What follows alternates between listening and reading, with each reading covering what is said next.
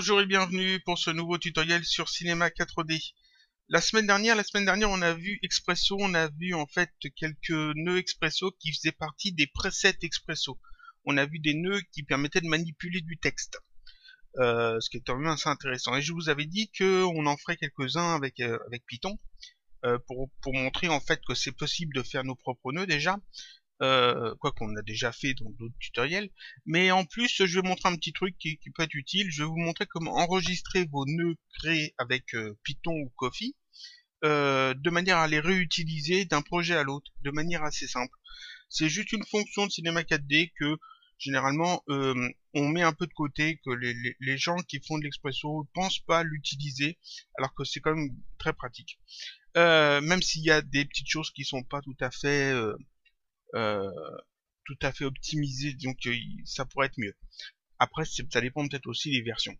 Donc aujourd'hui, ça va être aussi de l'Expresso, et il y aura un petit peu de Python, mais là vraiment rien de compliqué dans Python. On va utiliser que des fonctions de base de Python, que des trucs très très basiques, et on va manipuler aussi du texte comme la semaine dernière avec, mais cette fois on va faire nos propres nœuds. Donc là encore, je vais avoir besoin. On va refaire peut-être un mot texte, histoire de voir ce que l'on fait. Je vais peut-être le centrer cette fois. Voilà. Alors pareil, comme la semaine dernière, je vais mettre 100 en hauteur, je crois que c'est ce que j'avais mis. Ici, couvercle et biseau, histoire que ça fasse un petit peu mieux, on va faire un truc comme ça, 3 et 1. Voilà, histoire d'avoir un texte qui passe plutôt bien. Voilà, comme ça, c'est parfait. Donc ici on a du texte. On va donc ajouter un tag Expresso, donc il nous faut un neutre, c'est mieux de le mettre sur un neutre. Donc j'ajoute un neutre que je vais appeler Expresso, histoire que ce soit bien clair. Expresso, et dessus je fais un clic droit, propriété Cinema 4D, et ici je vais chercher mon tag Expresso. Ça m'ajoute le tag Expresso, ça m'ouvre la fenêtre Expresso, comme ça, c'est parfait. Et comme je l'ai dit la semaine dernière, afin d'accéder en fait au preset, il faut qu'on utilise ici le Xpool. Donc ici je clique sur Xpool, ce qui me permet d'afficher ici le Xpool, c'est-à-dire tous les nœuds Expresso, plus le nœud paramètre système, plus les presets, dont ceux qu'on a vus la semaine dernière ici, quelques-uns qui étaient ici. Ça c'est super parce qu'avec Expresso on peut faire quand même pas mal de choses. Et puis ici les presets, ce qu'on va voir aujourd'hui, c'est qu'on peut faire nos propres presets. Ceux-là, ce sont ceux qui sont fournis avec le logiciel, sont fournis par Maxon, mais vous pouvez tout à fait ajouter les vôtres. Et c'est ce qu'on va voir aujourd'hui. Avant de faire ça, je vais faire comme la semaine dernière. Je vais ajouter des données utilisateurs sur mon neutre. Alors, je vais fermer ça. Voilà mon neutre. Je vais ajouter une donnée utilisateur texte. Alors, gérer les données utilisateurs. Ajouter groupe.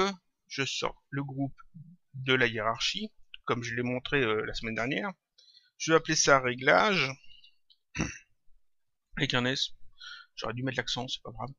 Je clique sur réglage, je clique sur ajouter. Ça m'ajoute ici une donnée utilisateur que j'ai sélectionnée. Je vais ici choisir texte dynamique. Voilà. Et comme je veux plusieurs lignes de texte, tant qu'à faire, ici je mets texte dynamique multiligne. Voilà, ce qui me permet de taper plusieurs lignes de texte. Je valide avec OK, et ici donc j'ai un onglet réglage, avec ici la possibilité de taper plusieurs lignes de texte. Je vais peut-être renommer ça quand même. Alors, je vais aller renommer ça. À la place de l'appeler juste données, je vais l'appeler le texte. Voilà. Histoire que ce soit quand même assez propre. Donc ici on a notre donnée utilisateur, on a notre tag Expresso, on a notre mot texte. On peut même faire peut-être deux mots texte.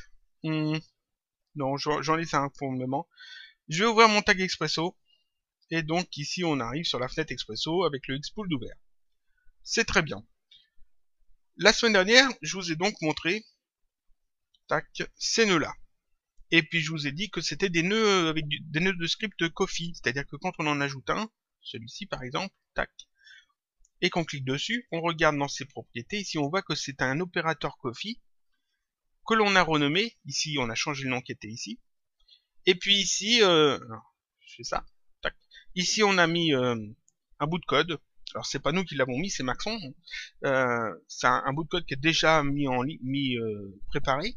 Et puis voilà. Et c'est tout. Et puis ce nœud est sauvegardé dans les presets ici. On peut aller en voir un autre, je ferme celui-là. Par exemple, je vais prendre answer string, je l'ajoute, tac. On clique dessus, on voit que c'est aussi un opérateur coffee, pareil. Ici, le peur résulte qui est indiqué ici, résulte égal, et puis ensuite il y a une commande qui dit ici en fait d'insérer dans la chaîne de caractères, dans string 1, on insère string 2 à la position temps. Et puis ensuite ici on a des paramètres qui correspondent en fait aux différents peurs que l'on a créés.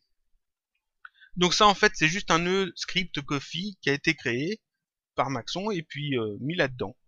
On pourrait tout à fait faire le nôtre, c'est-à-dire qu'ici on pourrait tout à fait aller dans opérateur système, expresso, script, on pourrait mettre ici coffee, tac, on retrouve ici le même opérateur coffee, là on peut l'appeler comme on veut, je mets n'importe quoi, tac, ça change le truc ici, et ici dans nœud je mets le bout de code que je veux, et puis en fait ça fonctionne, ça fonctionnerait, et puis ça, c'est super, mais comment le sauvegarder, ce truc-là? On peut peut-être essayer ici de faire enregistrer le groupe sous et puis aller l'enregistrer. Ouais, mais ça va enregistrer toute ma feuille Expresso, c'est pas pratique. Ce que je voudrais, c'est que ce nœud-là que l'on crée, on puisse l'avoir là-dedans. Et c'est tout à fait possible. Alors on sait ce qu'on va voir, mais avant de montrer comment, on va en faire des nœuds. On va en faire quelques-uns. Alors je vais pas les faire en Coffee parce que le Coffee, moi je connais pas bien. C'est très proche du C, mais bon, c'est pas ce qu'il y a de mieux. Ce qu'il y a de mieux, c'est quand même le Python qui est ici, qui est beaucoup plus simple, et ça fait la même chose de toute façon. Et puis ça va nous permettre donc de voir un petit peu de code Python, vraiment très peu, il n'y a vraiment pas grand chose, et ça va nous permettre de créer quelques nœuds qui sont plus ou moins utiles pour manipuler encore une fois du texte. J'en ferai d'autres par la suite dans d'autres vidéos pour faire d'autres choses, mais aujourd'hui on va se contenter du texte, parce que c'est le plus simple pour quelqu'un qui débute. Donc ce que l'on a ici, dans notre scène, on a un neutre expresso avec une donnée utilisateur. Je vais la récupérer. Tac. Je vais récupérer ma donnée utilisateur qui est ici, le texte. Donc ici, on est tous d'accord. Par ce port-là, le texte sort en fait le contenu du texte que je mets ici. Je peux ce texte aller le mettre dans le mot texte. J'ajoute le mot texte ici. Je vais l'agrandir un petit peu. Je vais chercher ici ça dans le petit carré bleu. Caractéristique de l'objet ici texte. C'est le texte en fait. Ce qui rentre ici, c'est ce qui va s'afficher. Que je me trompe pas. Ici. Donc si je relis les deux. Tac.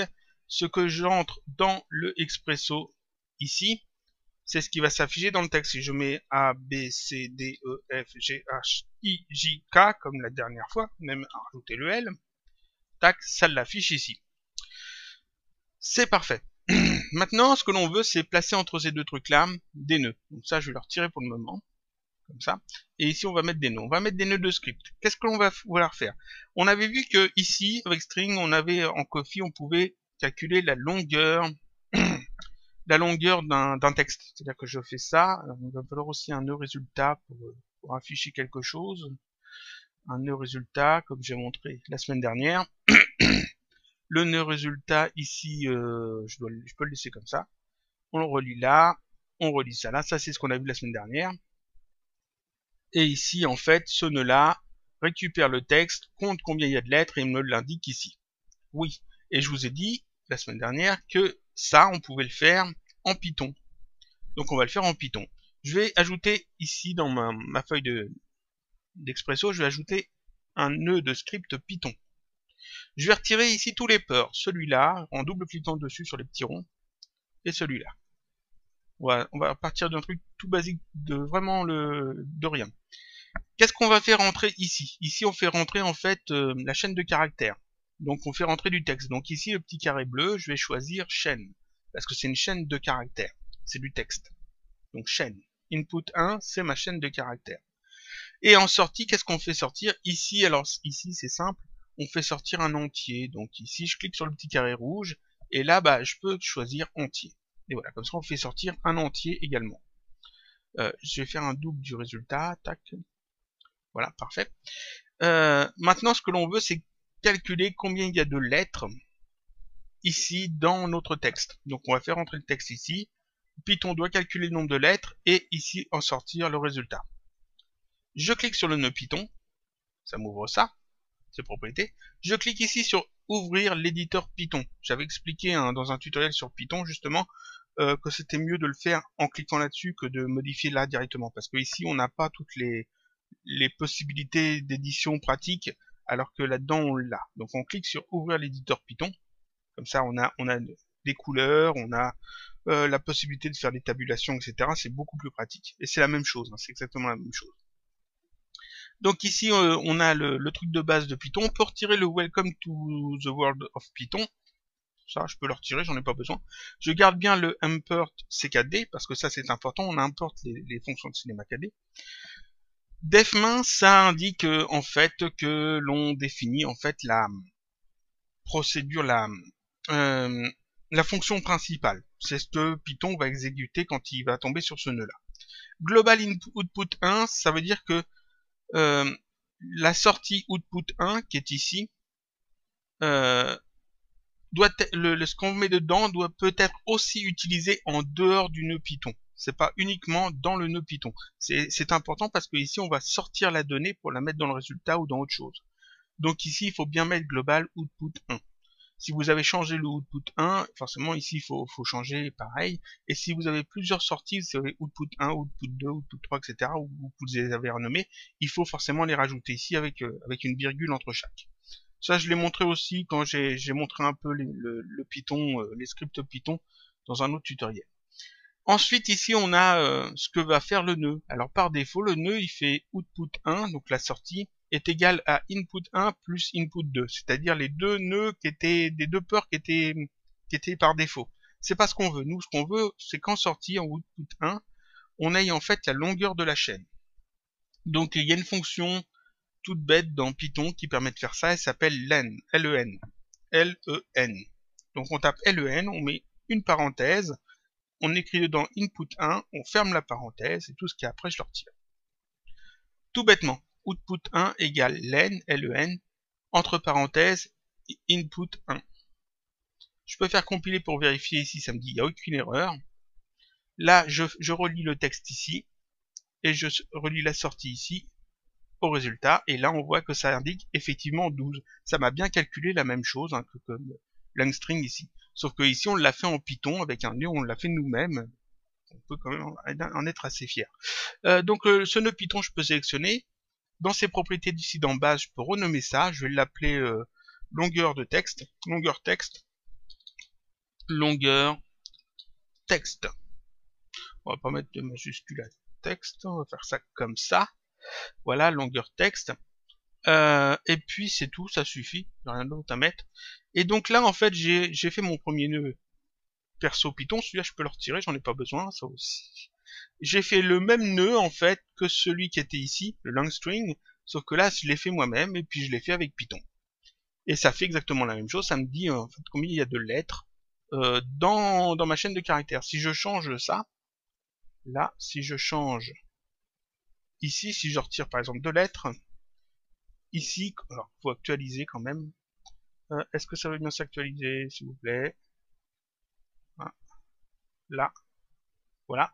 Ça s'est actualisé, ça me met 10 à la place de 12, donc ça fonctionne bien comme il faut. Et si je remets, hop, ici, JKL, j'aurais dû le relier au mot texte pour que ça s'affiche ici aussi, mais c'est pas grave, et que j'actualise, tac, ça s'actualise, effectivement, ça me remet bien 12. Donc ici on a un nœud qui est fonctionnel, qui marche bien. Oui, mais maintenant, ce nœud, tout ce qu'on a fait ici, on l'a renommé, on a tapé du texte, ici on a tapé du code, ce nœud j'aimerais bien le garder, le mettre de côté. Donc ça, je vais refermer ça, je vais refermer ça. J'aimerais bien le mettre là-dedans. Comment je peux faire pour le mettre là-dedans? En fait, ce qui est mis ici, c'est les trucs faits par Maxon, mais on peut aussi ajouter les nôtres. Et quand on ajoute les nôtres, ça va dans les préférences utilisateurs de Cinema 4D. C'est-à-dire que ici, si je vais dans édition, préférences générales, j'ai cette fenêtre là qui s'ouvre, et ici on a ouvrir le dossier des préférences, et puis ça m'indique où est-ce qu'il est ce dossier. Si je clique là-dessus, tac, ça m'ouvre une fenêtre, alors voilà la fenêtre en question. ça m'ouvre une fenêtre qui est en fait les préférences de mon Cinema 4D. Et dans cette fenêtre, vous voyez qu'il y a plein de dossiers. Vous pouvez en avoir peut-être plus ou moins, je sais pas. Après, ça dépend peut-être des plugins que vous ajoutez, des choses que vous faites avec. Et en fait, ici, Cinema 4D là-dedans va sauvegarder en fait toutes vos préférences utilisateurs. Donc, si vous avez un jour vous avez un problème avec les préférences utilisateurs, que votre Cinema 4D n'est pas comme il faut, généralement c'est ça qu'on efface. Comme ça remet tout le Cinema 4D comme il est à la base, et puis il recrée lui-même ces dossiers-là. Seulement ça vous efface toutes vos préférences, ce qui est assez embêtant. Mais donc là, c'est toutes les préférences utilisateurs. Donc ça, je vais mettre de côté. Tac. Tac. Ici, cette fenêtre Expresso, comme j'ai ouvert le Xpool, j'ai accès en fait à quelques menus. Alors ici, on voit ces menus-là. Bon, truc... je vais mettre ça, il faut pas oublier. Ces menus-là, d'accord, c'est bien. Et puis là, j'ai un menu en plus, spécifique au Xpool, édition. Et là, on peut faire créer un pool. Et on peut aussi faire charger un pool. Qu'est-ce que ça signifie? Ça signifie que l'on peut créer, en fait, là-dedans, des catégories de nœuds Expresso supplémentaires. On peut les créer et on peut les charger. C'est important aussi. Et puis après, ici, vous voyez qu'il y a des nœuds qui sont grisés. On peut en supprimer quand on en aura créé. On peut les renommer et on peut créer des dossiers à l'intérieur. Un petit peu comme la médiathèque, on peut créer donc nos propres informations ici. On va en créer un, donc je vais dans édition, je vais créer un pool. Tac. Alors ça m'ouvre une grande fenêtre forcément. Voilà.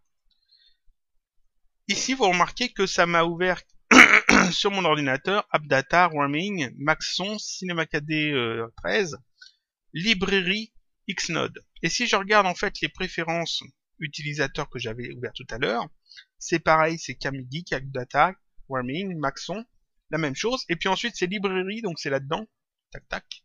Et après c'est Xnode, donc c'est ici, tac tac. C'est là, c'est cet endroit-là que en fait il me demande de créer le Xpool. Donc ça je vais le minimiser. Donc ici je vais appeler par exemple mon Xpool, je vais l'appeler CKD débutant. Débutant. On va peut-être mettre un espace, je crois que j'ai le droit aux espaces, voilà. Et je fais enregistrer. Ici, vous voyez qu'il y a marqué maintenant CKD débutant. Je peux refermer ça par exemple. Ici, vous voyez CKD débutant. Si je regarde dans mes données, dans mes préférences utilisateurs, ici on voit qu'il m'a créé effectivement ckddébutant.xgr. Il m'a créé un fichier qui est vraiment pas gros, un fichier XGR, et ce fichier-là, je l'ai ici dans le Xpool. Maintenant, si je ferme mon Cinema 4D et que je le rouvre, en fait, ce fichier XGR, du moment qu'il est là, du moment qu'il est bien dans mes données, dans mes préférences, il va s'afficher ici. Donc ça, c'est génial. Et si je veux le retirer, bah, il me suffit juste de le sélectionner et de faire supprime. Quand je fais supprime, ça le supprime. Alors si je fais supprime sur les presets, système presets, ça les supprime pas. Parce que c'est pas mis dans les préférences utilisateurs. Ça, c'est le système, vraiment, c'est Maxon qui l'a fait, ça, c'est intégré au logiciel. Mais là, j'ai supprimé CKD débutant, et ici, on voit que ça a supprimé effectivement le fichier. Alors, ça me l'a supprimé sans me dire est-ce que vous êtes sûr de le supprimer, etc. Donc c'est un peu gênant, parce qu'en fait, on peut le supprimer par erreur. Et comme on va mettre des choses dedans, on peut avoir le risque de supprimer quelque chose qui est important, toute une série de nœuds qu'on a créés, et puis tout perdre d'un coup en fait. Donc il y a plusieurs façons de pallier à ça. La méthode que moi j'utilise, c'est que en fait mes XGR, je les mets pas là-dedans. C'est-à-dire que je fais effectivement créer un pool. Je vais appeler ça effectivement par exemple CKD débutant. Par exemple. Ça me l'ajoute là effectivement. Et puis là en fait, ce que je vais faire, c'est que je vais le copier ailleurs. Alors, ce que je vais faire, tac, je vais ouvrir un dossier. CKD début. J'aurais dû préparer ça avant. Là, CKD débutant Expresso. Voilà, CKD débutant Expresso. J'ai créé un nouveau dossier. Et puis ça, en fait, ce que je fais, c'est que je fais un CTRL X. En fait, je le copie. CTRL C, ça suffit d'ailleurs. Et je le copie ailleurs. Tac, je le copie ailleurs. Et une fois que je l'ai copié ailleurs, ici, je fais un clic droit, propriété. C'est important. Et là, je coche lecture seule. Comme ça, Windows n'autorise pas qu'on efface ce fichier. Et je fais OK. Donc il est mis ailleurs et il est protégé en écriture. C'est important. Ici, celui-là, je peux le laisser comme ça. Quand j'efface, parce que là, j'aime pas trop avoir des choses en trou, donc ici, je peux l'effacer. Je le sélectionne, je fais supprime, ça l'efface, et ici, ça me l'efface effectivement. Donc je l'ai plus. Seulement, là, je peux tout à fait faire édition, charger un pool. Je fais charger un pool, ça m'ouvre en fait la librairie là où il devrait être, sauf qu'au lieu de le charger ici, je vais récupérer ça, CTRL C, je le mets là, CTRL V, je fais entrer, je le sélectionne là et je fais ouvrir. Et ça me l'ajoute ici. Et comme je l'ai fait lecture seule pour ce truc-là, quand je fais supprime ici, quand je le supprime ici, ça le supprime, mais ici dans mon dossier, il n'est pas supprimé. Parce que justement, je l'ai mis en lecture seule. Par contre, je peux rien ajouter dedans. Si je veux ajouter quelque chose dedans, il faut d'abord que je fasse propriété et que je décoche lecture seule ici pour pouvoir ajouter quelque chose. Et puis une fois que c'est fait, je remets lecture seule, tac, pour éviter qu'il soit effacé par erreur. Donc ça, c'est le truc que je vous conseille. Donc là, je vais l'effacer parce que je n'en ai pas besoin. Tac, on va le refaire proprement. Voilà, on va le refaire proprement ensemble. Donc ça, je peux le fermer. Je peux fermer ça aussi d'ailleurs. Donc ici, en fait, on peut créer nos propres pools ici. Et puis une fois que vous les avez créés, que vous êtes sûr que vous voulez plus les modifier, vous les copiez dans un autre dossier, vous les mettez en lecture seule, comme ça vous êtes sûr qu'ils sont sauvegardés, qu'ils ne seront pas effacés par erreur. Et puis quand vous en avez besoin, au lieu de faire ici, au lieu de les avoir chargés automatiquement ici, vous faites charger un pool et vous allez les chercher là où vous les avez mis. Bon, vous pouvez aussi les laisser dans les préférences, même en lecture seule, et puis comme ça, ils s'afficheront ici à chaque fois que vous ouvrez votre cinéma 4D, puis que vous utilisez Expresso. Moi, j'aime pas faire ça parce qu'en fait, j'aime pas avoir trop de choses qui s'affichent, mais généralement, c'est ce qu'il faut faire. Mais bon, c'est pas grave. Donc ici, ce qu'on va faire, c'est maintenant, on sait comment créer un pool, on sait comment l'enregistrer, comment le charger, c'est super. Donc là, ce que je vais faire, je vais en créer un. CKD débutant. Alors le XGR, là, je le mettrai, je vais enregistrer, je le mettrai en bonus sur le blog. Comme ça, tout ce que je vais ajouter dedans, vous pourrez directement le retélécharger sur le blog. Et puis le fichier XGR, vous avez juste à le mettre dans vos préférences utilisateurs, dans librairie Xnode, là où il vous le demande, c'est-à-dire là-dedans, tac, librairie Xnode, ou alors vous le mettez n'importe où sur votre disque dur et puis vous ferez édition, charger un pool. Pensez à le mettre en lecture seule pour pas que Cinema 4D vous l'efface quand vous ferez supprime ici si vous faites supprime. Donc comment je peux maintenant ajouter des choses? Alors ici je peux créer des dossiers, je le sélectionne, je fais édition, créer un dossier, puis comme c'est pour du texte ce qu'on va faire ici, je vais ajouter un dossier que je vais nommer texte, je fais OK. Tac. Comme là pareil, on a un dossier Expresso, un dossier généralité, adaptateur, etc. Là j'ai un dossier texte, tout bêtement. Et puis pour mettre quelque chose dans ce dossier texte, eh bien je prends mon nœud, le nœud Python, et je le fais glisser ici, comme ça. Alors je vais bien le mettre dedans, là, dedans, et là longueur de texte est ajoutée. Et voilà, j'ai ajouté un nœud. Alors si je veux l'ajouter après dans mon Expresso, j'ai juste à le faire glisser comme ça, comme pour tous les autres nœuds. Vous voyez qu'il reste ici, et je l'ai ajouté ici. Je peux le retirer d'ici hein, en le sélectionnant et en faisant supprime, ça le retire, mais bon, ici, c'était pas notre but, alors je vais remettre ça là, voilà, parfait.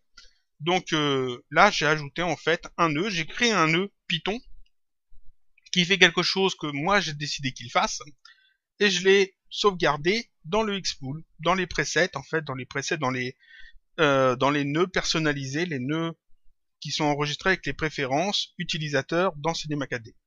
Donc là, on a fait un nœud qui calcule le nombre de lettres, mais bon, il y en avait déjà un dans les presets, c'est pas très intéressant.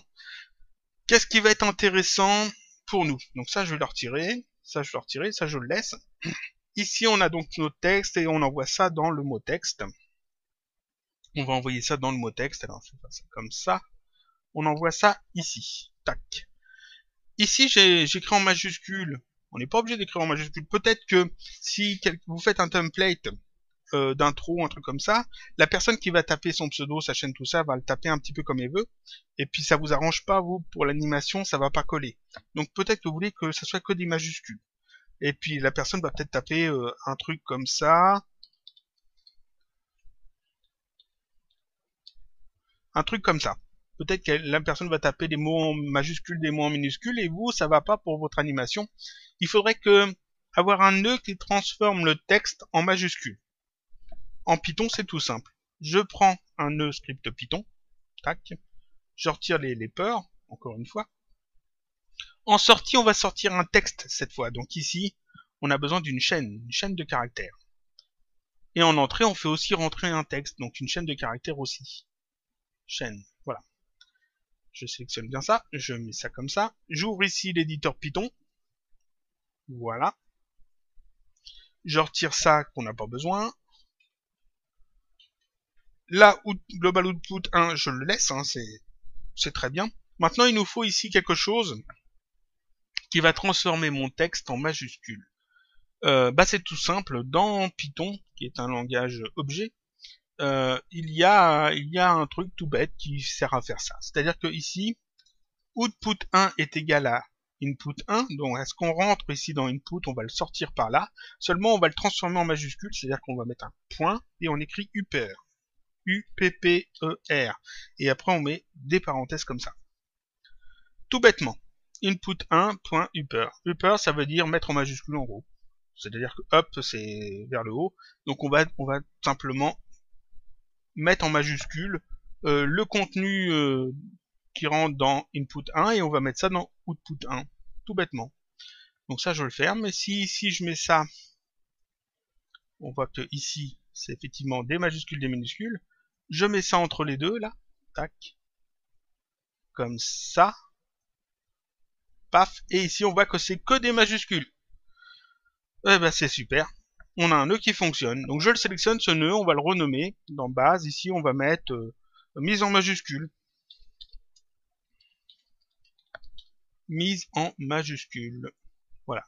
On a un nœud de plus. Ce nœud, je vais le sauvegarder, je vais le mettre ici, en dessous de longueur texte, mise en majuscule, j'ai un nœud de plus. C'est super, je peux l'ajouter quand je veux ici, vous voyez, pour l'utiliser dans mes expressos, c'est super. Oui, là on a un nœud qui met en majuscule. Des fois c'est l'inverse qu'on veut. Des fois on veut mettre en minuscule. On peut aussi mettre en minuscule de manière très simple dans Python. Alors, quand vous faites un nœud Python, faites pas un double de celui que vous avez déjà créé parce qu'en fait ça va pas marcher. Donc celui-là je vais l'effacer, je refais un nouveau nœud Python. Tac. Je réefface ici, j'efface ici, j'efface ici. On va en faire pareil, rentrer une chaîne de caractères, on va sortir une chaîne de caractères, même chose. Et là, on a besoin de mettre en majuscule, donc ici, je le sélectionne. Ah, je le sélectionne, là, notre connexion. Ouvrir l'éditeur Python. Pareil, je retire le petit commentaire qui ne sert pas. Ça bouge pas. Là, c'est output 1, pareil. Et là, on avait mis point upper et des parenthèses. Pour mettre en minuscule, c'est l'inverse, c'est lower, L-O-W-E-R, et des parenthèses. Alors, il faut mettre le point, parce que sinon, ça marchera pas. Voilà. Input 1.lower, et les parenthèses. Et ça va simplement mettre en minuscule le texte. C'est tout bête. Donc, on vérifie. Je fais ça. Tac. Tac. Paf. Ça met le texte en minuscule. Ici, dans Expresso, le texte contient des majuscules, des minuscules, mais comme on passe par ce nœud Python, tout est mis en minuscules. Donc ce nœud Python, je le sélectionne. Ici, dans base, dans ses propriétés, je vais le renommer mise en minuscules. Tac. Et je vais l'ajouter aussi dans ma petite librairie. Tac, deux nœuds personnalisés. Mise en majuscule, mise en minuscule. J'ai les deux, plus la longueur du texte. C'est super. Oui, sauf que... ouais. Des fois, ici, les gens vont taper des choses. Ils vont taper du texte. du texte, bien comme il faut, avec un point à la fin, parce qu'on finit les phrases avec un point. Où est l'erreur ici? L'erreur, c'est qu'on finit par un point, mais on commence pas par une majuscule. Moi, on m'a appris que les phrases commençaient par une majuscule, et puis c'est vrai que c'est mieux que ça commence par une majuscule. La personne qui utilisera votre template aura peut-être à un moment donné un slogan à taper, parce que vous avez prévu d'animer un slogan en dessous de son pseudo, et puis voilà, il va taper du texte, mais il a oublié la majuscule, parce que, ou alors peut-être qu'il l'a pas oublié, mais peut-être qu'il l'a oublié, on ne sait pas. Donc ce qui serait bien, ça serait d'avoir un nœud qui s'assure qu'il y a une majuscule au début de la phrase. Il y a, là encore, une solution avec Python. On efface ça, tac. Je rajoute un nœud Python. Je retire encore une fois tout ça. Là, là. J'entre une chaîne de caractères, je sors une chaîne de caractères. Je sélectionne le nœud Python. On va ici dans notre collection, j'ouvre l'éditeur. Voilà. Et ici, qu'est-ce qu'on va faire? Eh bien, simplement, on va lui demander de mettre une majuscule en début de ligne. Alors, c'est pareil. Output 1. Alors, tout ça, je fais pareil. Global output 1, je laisse. Output 1 égale input 1. Et là, c'est pareil. C'est le même système. Un point. Et ensuite, il y a un mot-clé tout bête qui est capitalise avec un Z et des parenthèses. Et ça dit simplement de mettre une majuscule au début de la phrase. Tout bêtement. On regarde ce que ça donne. Alors, ici, vous voyez qu'il n'y a pas de majuscule. Je relis tout ça. Paf, une majuscule au début de la phrase. Seulement au début de la phrase. Et donc là, c'est parfait. On a un nœud de plus. Donc on va l'appeler... Comment on va l'appeler celui-là? On va l'appeler capitalise. Je vais pas mettre de Z. Capitalise. Voilà. Et ça, je l'ajoute ici. J'ai un nœud de plus. Ouais, super. On va faire des choses un peu plus sympas maintenant. Qu'est-ce qu'on peut faire?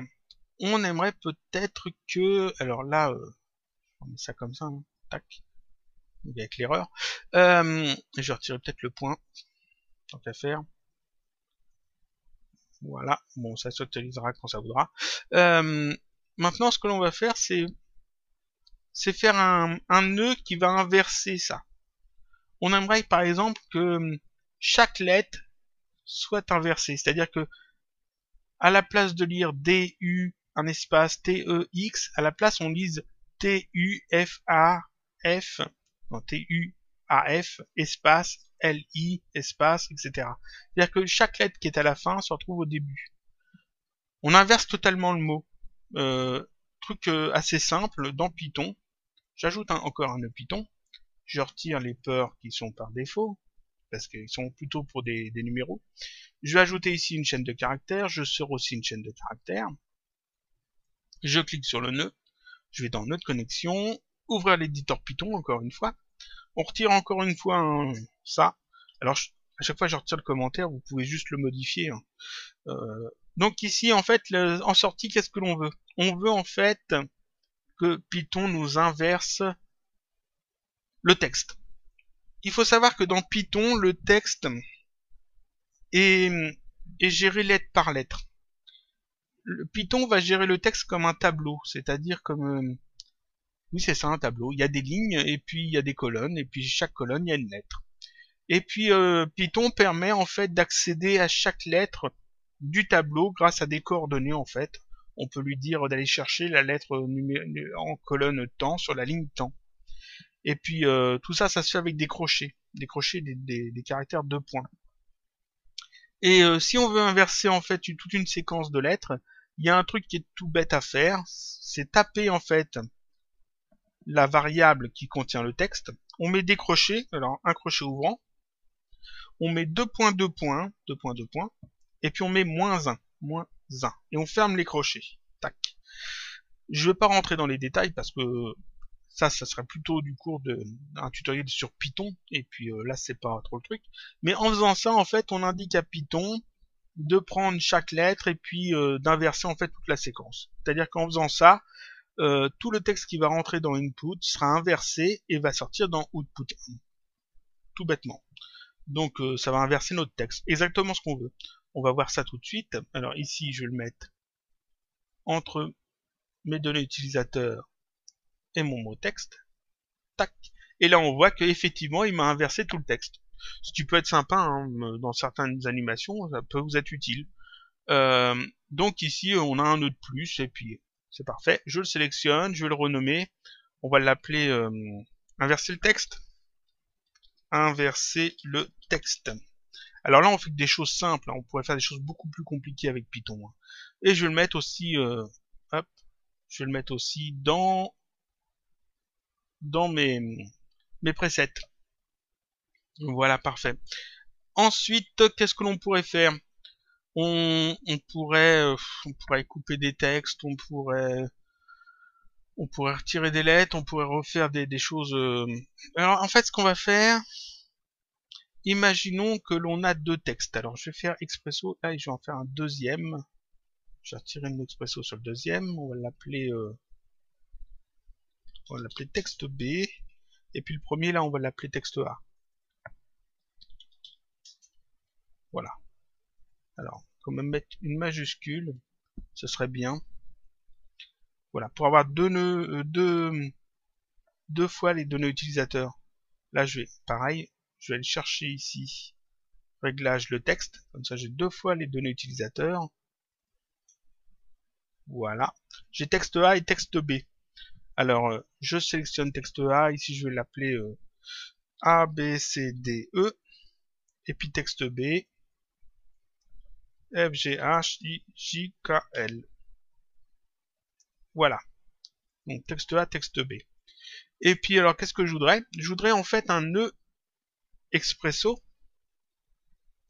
qui va prendre le texte A et qui va ajouter le texte B juste après et puis qui va me sortir un texte complet. Par exemple. Donc je vais ajouter un nœud Python encore une fois. Tac. Là je vais avoir besoin, alors je retire ces ports-là. Je sors une chaîne de caractères aussi. Et là je vais avoir besoin de deux chaînes de caractères. Alors la chaîne A et la chaîne B. Le texte A et le texte B. Maintenant ici, il faut que je combine les deux chaînes de caractères pour en sortir qu'une seule. Dans Python, ça se fait de manière toute simple. Et en fait, si vous regardez ici le code qui est déjà tapé, c'est déjà fait. Alors je vais retirer quand même ça. C'est-à-dire que ici, le truc par défaut, c'est pareil. Ça marche. À la base, c'est pour des numéros. C'est-à-dire qu'on dit que la sortie output 1 est égale à la somme du premier et du deuxième. Là, en fait, vu que ce sont des textes, au lieu de faire la somme, ça va simplement les ajouter l'un après l'autre. Donc, output 1 est égal à input 1 plus input 2. Tout bêtement. Je fais ça. Tac. Tac. Alors, je vais pousser tout ça. Et je relis ça sur mon texte.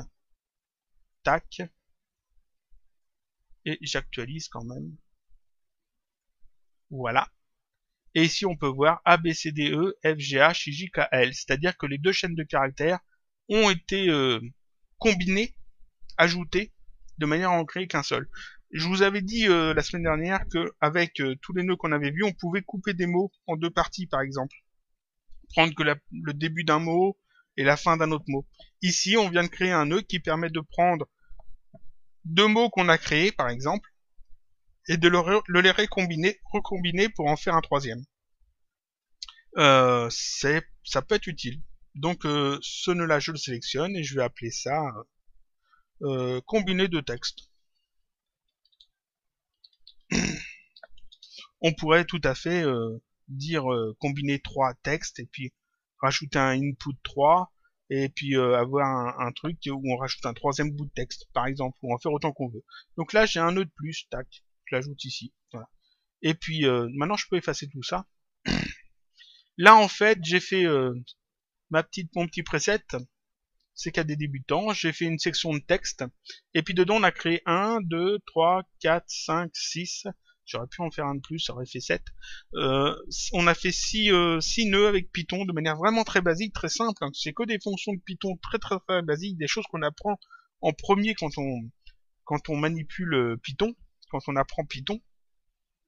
Là, on a fait des trucs très très basiques, et puis vous voyez que maintenant, quand je veux les utiliser, j'ai juste à les faire glisser là-dedans. Tac, tac, comme ça j'ai tous mes nœuds.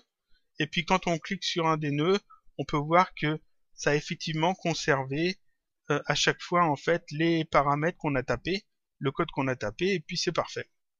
Je peux les supprimer comme ça, etc. Et là, ce truc-là, eh bien c'est tout simple. Je vais aller le chercher. Tac. Je vais dans les préférences, dans librairie, dans Xnode. Ça, je vais faire un CTRL-C pour le copier. Où est-ce que je vais le copier? Je vais le copier dans un autre dossier. Alors je pousse ça. Voilà. Ici. Je vais mettre ça dans... Où est-ce que j'avais mis? Dans CKD débutant expresso. Ici. Je fais CTRL-V. Je l'enregistre. Je fais un clic droit, propriété, et je coche ici lecture seule, et je fais OK. Et voilà. Et donc là, je sais qu'il est sauvegardé là-dedans. Donc maintenant, en fait, là, si je fais ici, par exemple, par erreur, je fais supprime. Ah, mince, ça a supprimé tout ce qu'on vient de faire. Oui, mais c'est pas grave parce que je peux faire édition, charger un pool. Et là, je vais aller chercher ici.